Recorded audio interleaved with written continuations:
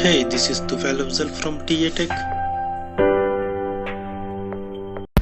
Hello दोस्तों, आज के इस वीडियो में हम बात करने वाले हैं ई रुपीस के बारे में।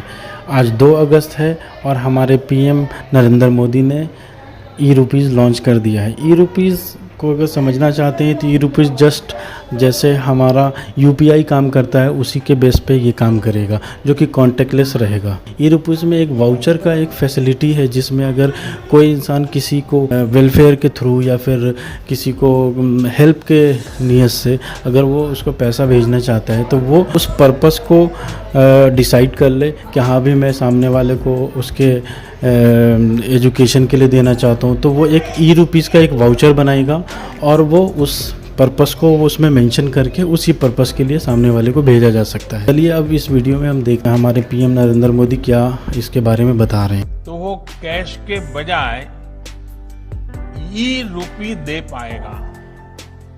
इससे सुनिश्चित होगा कि उसके द्वारा दिया गया धन उसी काम में लगा है जिसके लिए वो राशि दी गई।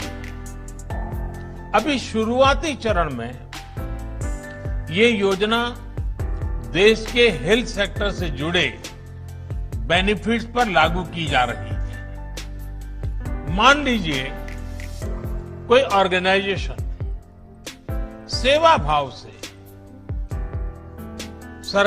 भारत सरकार के द्वारा जो मुफ्त वैक्सीन दी जा रही है उसका लाभ लेना नहीं चाहता, लेकिन जो प्राइवेट अस्पतालों में जहां कुछ कीमत देकर के वैक्सीन चल रही है उसमें भेजना चाहता है।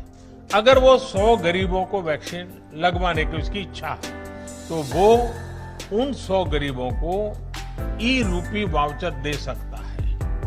ई रूपी वाउचर ये सुनिश्चित करेगा कि उसका इस्तेमाल वैक्सीन लगवाने में ही हो, किसी और काम में नहीं।